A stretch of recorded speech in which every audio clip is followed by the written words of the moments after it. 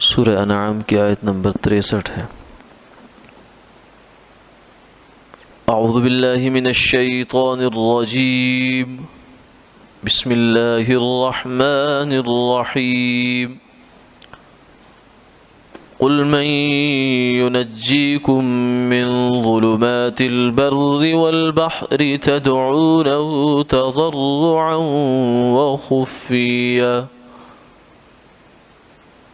لئن أنجانا من هذه لنكونن من الشاكرين قل الله ينجيكم منها ومن كل كرب ثم أنتم تشركون صدق اللہ العظیم۔ آپ فرما دیجئے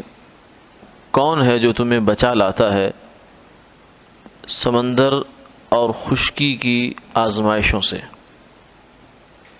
تم اس کو پکارتے ہو خفیہ اور گڑ گڑا کر، اور یہ کہتے ہو کہ اگر وہ ہم کو بچا لے اس بلا سے تو البتہ ہم ضرور احسان مند ہوں گے، احسان ماننے والے ہوں گے۔ آپ فرما دیجئے اللہ ہی ہے جو تمہیں بچاتا ہے اس بلا سے اور ہر سختی سے،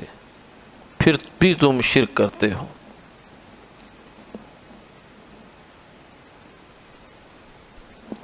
ان آیات مبارکہ میں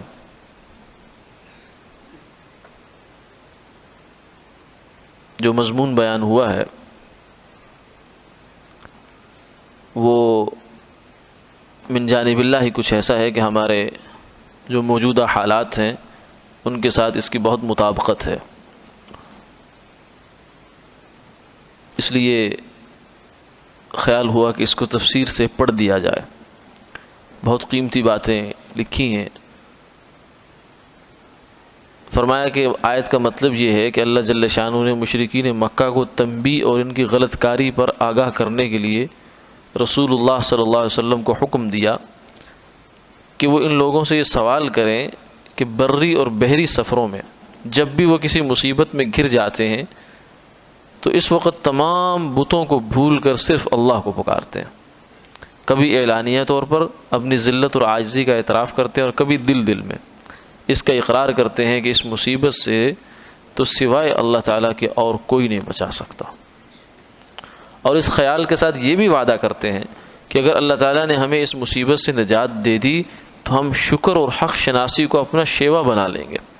یعنی اللہ تعالیٰ کے شکر گزار ہوں گے اور رہیں گے عمر بھر، اور اسی کو اپنا کارساز سمجھیں گے، اس کے سوا کسی کو اس کا شریک نہ سمجھیں گے۔ کیوں؟ اس لیے کہ جب ہماری مصیبت میں کوئی ہمارے کام نہ آیا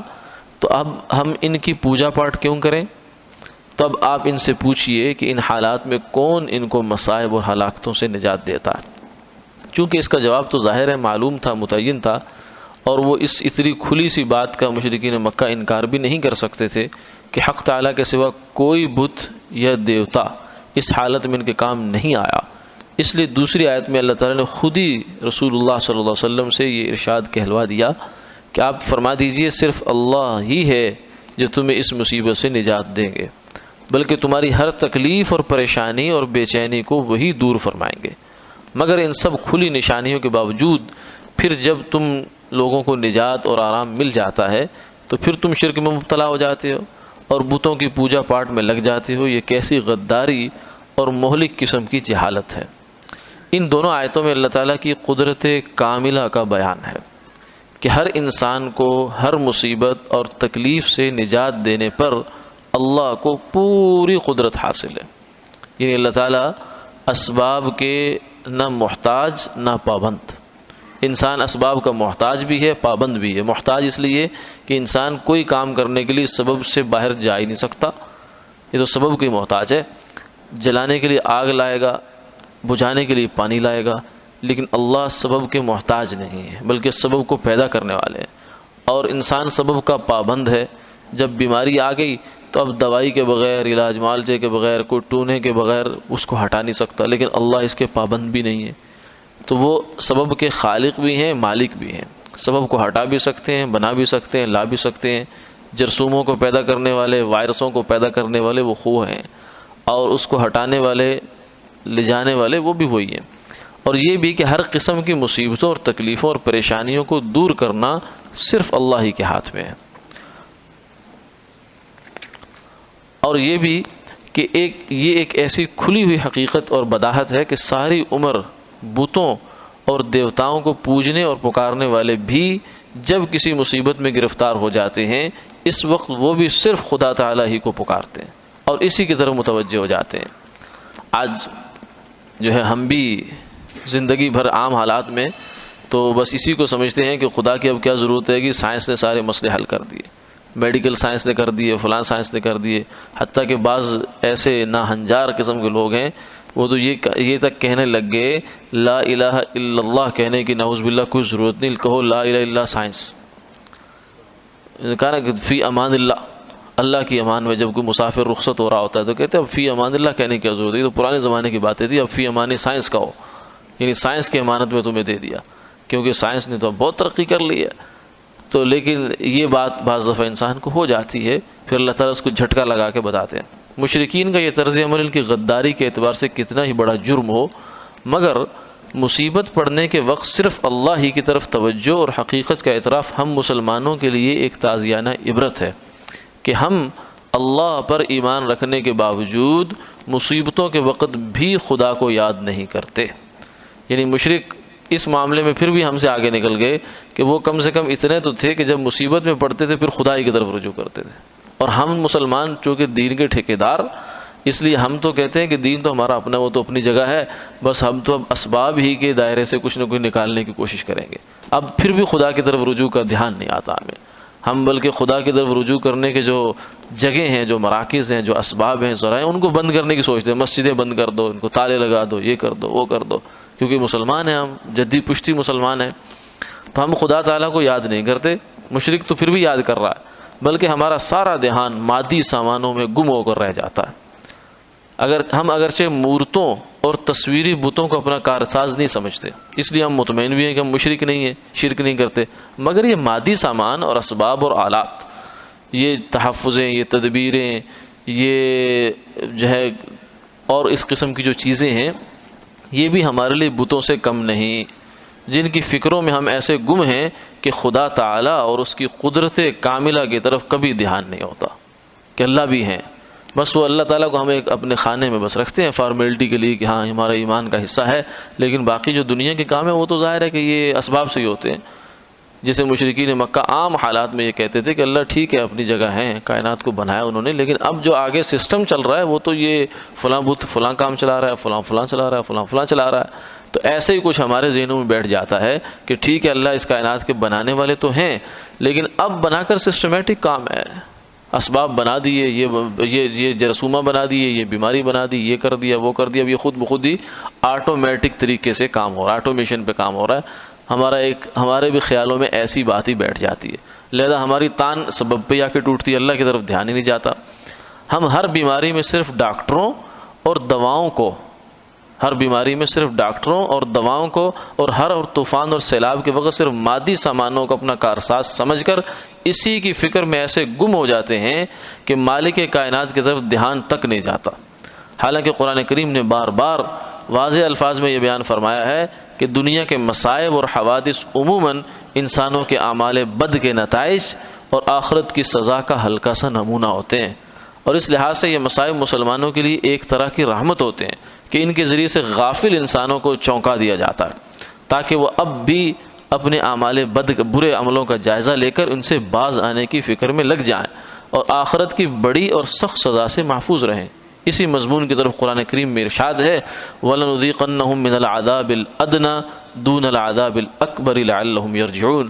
یعنی ہم لوگوں کو تھوڑا سا عذاب قریب دنیا میں چکھا دیتے ہیں آخرت کے بڑے عذاب سے پہلے، تاکہ وہ اپنی غفلت اور برائیوں سے باز آ جائیں۔ دوسری جگہ ارشاد ہے وَمَا أَصَابَكُم مِّن مُّصِيبَةٍ فَبِمَا كَسَبَتْ أَيْدِيكُمْ وَيَعْفُو عَن كَثِيرٍ، یعنی جو مصیبت تم کو پہنچتی ہے وہ تمہارے برے اعمال کا نتیجہ ہے، اور بہت سے برے اعمال کو اللہ تعالیٰ معاف بھی فرما دیتے ہیں۔ اسی آیت کے بیان میں رسول اللہ صلی اللہ علیہ وسلم نے فرمایا، قسم ہے اس ذات کی جس کے قبضے میں میری جان ہے، کہ کسی انسان کو جو کسی لکڑی سے معمولی سی خراش لگتی ہے، یا قدم کو کہیں لغزش ہو جاتی ہے، پھسل جاتا ہے، یا کسی رگ میں کوئی خلش ہو جاتی ہے، یہ سب کسی گناہ کا اثر ہوتا ہے، اور جو گناہ اللہ معاف فرما دیتا ہے وہ تو بہت زیادہ ہیں جن کا کوئی اثر نہیں ہوتا۔ بیضاوی رحمہ اللہ نے فرمایا کہ مراد اس سے یہ ہے کہ مجرموں اور گناہ گاروں کو جو امراض، بیماریاں، آفات پیش آتی ہیں وہ سب گناہوں کے آثار ہوتے ہیں، اور جو لوگ گناہوں سے معصوم یا محفوظ ہیں، یعنی انبیاء علیہ السلام، نیک لوگ، نیک ہستیاں،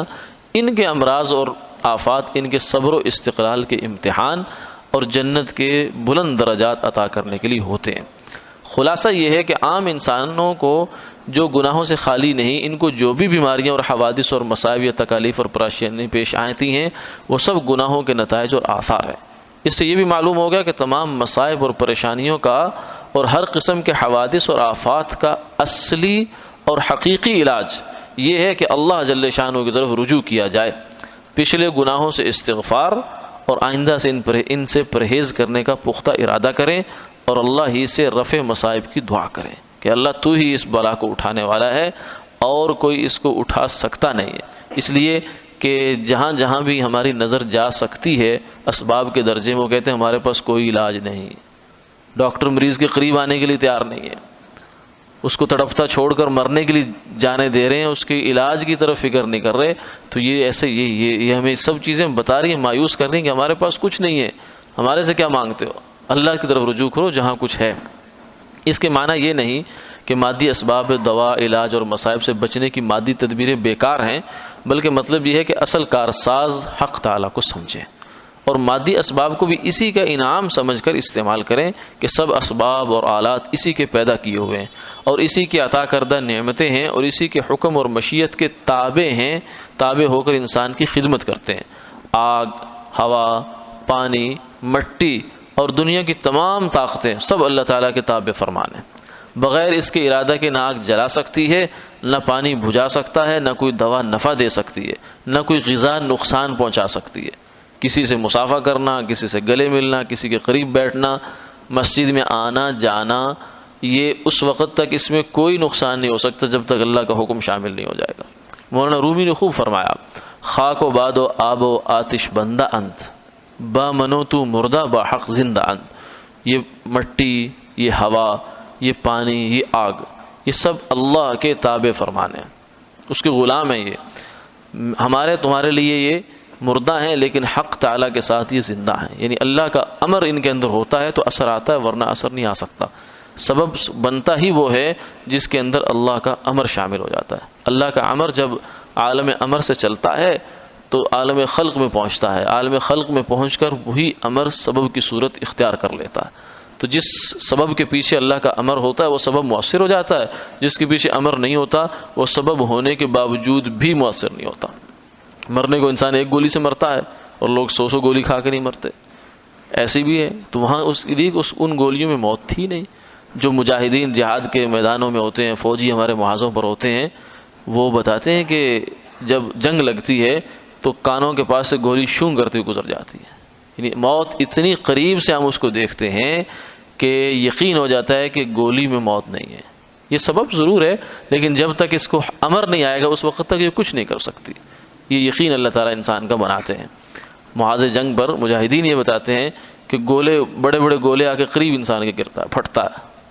اور یعنی ایسا ہے کہ تھوڑا سا اگر وہ چند انچ کا اگر فرق نہ ہوتا تو آدمی کی ایک ہڈی بھی نہ ملتی وہاں سے، لیکن اللہ بچا کر لے آتے ہیں اس آدمی کو۔ تو اس سے موت کسی سبب کے اندر ہے ہی نہیں، موت اللہ کے امر میں ہوتی ہے۔ تجربہ شاہد ہے کہ جب انسان اللہ تعالیٰ سے غافل ہو کر صرف مادی سامانوں کے پیچھے پڑ جاتا ہے تو جوں جوں یہ سامان بڑھتے ہیں پریشانیاں اور مصائب اور بڑھتے ہیں۔ مرض بڑھتا گیا جوں جوں دوا کی، یعنی جتنی مرضی آپ تدبیریں لگا لیں، جتنی مرضی اسباب اختیار کر لیں، قابو پانے کی صورت نہیں نظر آتی۔ شخصی طور پر کسی دوا یا انجیکشن کا کسی وقت مفید ثابت ہونا یا کسی مادی تدبیر کا کامیاب ہو جانا غفلت و معصیت کے ساتھ بھی ممکن ہے۔ یعنی ایسا بھی ہو سکتا ہے کہ آدمی گناہ کی زندگی گزار رہا ہے، دوا اس کو فائدہ بھی دے رہی ہے لیکن جب مجموعی حیثیت سے پوری خلق خدا کے حالات کا جائزہ لیا جائے تو یہ سب چیزیں ناکام نظر آتی ہیں۔ موجودہ زمانہ میں انسان کو راحت پہنچانے اور اس کی ہر تکلیف کو دور کرنے کے لیے کیسے کیسے آلات اور سامان ایجاد کیے گئے ہیں اور کیے جا رہے ہیں کہ اب سے 50 سال پہلے کے انسان کو ان کا وہم و گمان بھی نہ ہو سکتا تھا۔ اور یہ جو بات لکھی جا رہی ہے آج سے 50 سال پہلے کی ہے، اب تو مزید 50 سال زمانہ ایڈوانس ہو گیا، اور اب تو ہم کہہ رہے ہیں کہ جناب ایسی مادی ترقی ہم نے کر لی ہے کہ سب کچھ ہم نے تو اپنی مٹھی میں کر لیا تھا انسان نے۔ ایسے ایسے آلات اور اسمان ایجاد کیے جا رہے ہیں کہ اب سے 50 سال پہلے انسان کو وہم و گمان بھی نہیں تھا۔ امراض کے علاج کے لیے نئی نئی زود اثر دوائیں، جلدی جلدی اثر کرنے والی دوائیں اور طرح طرح کے انجیکشن اور بڑے بڑے ماہر ڈاکٹر اور ان کے لیے جا بجا ہسپتالوں کی بہتات کون نہیں جانتا کہ اب سے 50-60 برس پہلے کا انسان ان سب سے محروم تھا۔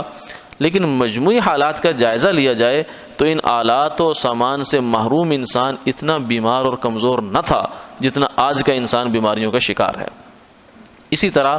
آج عام وباؤں کے لیے طرح طرح کے ٹیکے موجود ہیں۔ حوادث سے انسان کو بچانے کے لیے آگ بجھانے والے انجن اور مصیبت کے وقت فوری اطلاع، فوری امداد کے ذرائع اور سامان کی فراوانی ہے، لیکن جتنا جتنا یہ مادی سامان بڑھتا جاتا ہے انسان حوادث اور آفات کا شکار پہلے سے زیادہ ہوتا جا رہا ہے۔ وجہ اس کے سوا کچھ نہیں کہ پچھلے دور میں خالق کائنات سے غفلت اور کھلی نافرمانی اتنی نہ تھی جتنی اب ہے۔ وہ سامان راحت کو خدا تعالیٰ کا عطیہ سمجھ کر شکر گزاری کے ساتھ استعمال کرتے تھے پرانے زمانے کے لوگ، جو ہمارے خیال میں ان پڑھ تھے لیکن اصل میں پڑھے لکھے ہوئی تھے۔ آج ہم پڑھ لکھ زیادہ گئے ہیں لیکن اصل میں ہم جانور ہو گئے ہیں۔ وہ سامان راحت کو خدا تعالیٰ کا عطیہ سمجھ کر شکر گزاری کے ساتھ استعمال کرتے تھے، اور آج کا انسان بغاوت کے ساتھ استعمال کرنا چاہتا ہے۔ اس لیے آلات اور سامان کی بہتات اس کو مصیبت سے نہیں بچاتی۔ خلاصہ یہ ہے کہ مسلمانوں کو مشرکین کے اس واقعہ سے عبرت حاصل کرنی چاہیے کہ مصیبت کے وقت وہ بھی خدا ہی کو یاد کرتے تھے۔ مومن کا کام یہ ہے کہ اپنے تمام مصائب اور تکلیفوں کو دور کرنے کے لیے مادی سامان اور تدبیروں سے زیادہ اللہ کی طرف رجوع کرے، یعنی وہ بھی کرے لیکن زیادہ رجوع ادھر ہونا چاہیے۔ یہ نہیں کہ ادھر زیادہ ہو جائے اور اللہ کی طرف بس فارمیلٹی پوری کرنے کے لیے ہو، ورنہ انجام وہی ہوگا جو روز مشاہدہ میں آ رہا ہے، جو آج بھی مشاہدہ میں آ رہا ہے کہ ہر تدبیر مجموعی حیثیت سے الٹی پڑتی ہے۔ سیلابوں کو روکنے اور ان کے نقصانات سے بچنے کی ہزاروں تدبیریں کی جاتی ہیں مگر وہ آتے ہیں اور بار بار آتے ہیں۔ امراض کے علاج کی نئی نئی تدبیریں کی جاتی ہیں مگر امراض روز بروز بڑھتے جاتے ہیں۔ اشیاء کی گرانی رفع کرنے کے لیے، ختم کرنے کے لیے مہنگائی ہزاروں تدبیریں کی جاتی ہیں اور وہ سطحی طور پر مؤثر بھی معلوم ہوتی ہے، لیکن مجموعی حیثیت سے نتیجہ یہ ہے کہ مہنگائی روز بروز بڑھتی جاتی ہے۔ چوری، ڈکیتی، اغوا، رشوت ستانی، چور بازاری کو روکنے کے لیے کتنی مادی تدبیریں آج ہر حکومت استعمال کر رہی ہے، مگر حساب لگائیے تو ہر روز ان جرائم میں اضافہ ہوتا نظر آتا ہے۔ کاش آج کا انسان صرف شخصی اور سطحی اور سرسری نفع نقصان کی سطح سے ذرا بلند ہو کر حالات کا جائزہ لے تو اس کو ثابت ہوگا کہ مجموعی حیثیت سے ہماری مادی تدبیریں سب ناکام ہیں، بلکہ ہمارے مصائب میں اضافہ کر رہی ہیں۔ پھر اس قرآنی علاج پر نظر کرے کہ مصائب سے بچنے کی صرف ایک ہی راہ ہے، کیا ہے کہ خالق کائنات کی طرف رجوع کیا جائے، مادی تدبیروں کو بھی اسی کی عطا کی ہوئی نعمت کے طور پر استعمال کیا جائے، اس کے سوا سلامتی کی کوئی صورت نہیں ہے۔ اللہ تعالی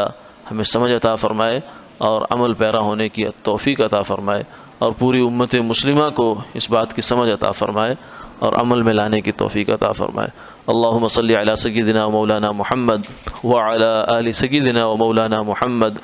وبارک وسلم ثم صلی علیہ۔ لا الہ الا اللہ یا ارحم الراحمین، لا الہ الا اللہ یا ارحم الراحمین، لا الہ الا اللہ یا ارحم الراحمین۔ اللہم اعف عنا وعن امت محمد صلی اللہ علیہ وسلم، اللہم اشفنا واشف امت محمد صلی اللہ علیہ وسلم، اللہم ارض عنا وعن امت محمد صلی اللہ علیہ وسلم، اللہم ارفع عنا البلاء والوباء، اللہم انا نسألك تعجیل عافیتک ودفع بلائک وخروجنا من الدنیا الى رحمتک یا من یکفی عن کل احد ولا یکفی منه احد، یا احد من لا احد له، یا سند من لا سند له، انقطع الرجاء الا منك، نجنا مما نحن فيه واعنا على ما نحن عليه، مما نزل بنا بجاه وجهك الكريم وبحق محمد عليك آمين. اللهم احرسنا بعينك الذي لا تنام واكنفنا بركنك الذي لا يرام. اللهم أنت رجاؤنا، اللهم سلمنا وسلم منا، اللهم استر عوراتنا وآمن روعاتنا. اللهم إنا نجعلك في نحورهم ونعوذ بك من شرورهم. وصلى الله تعالى على خير خلقه محمد وعلى آله وصحبه أجمعين برحمتك يا رب.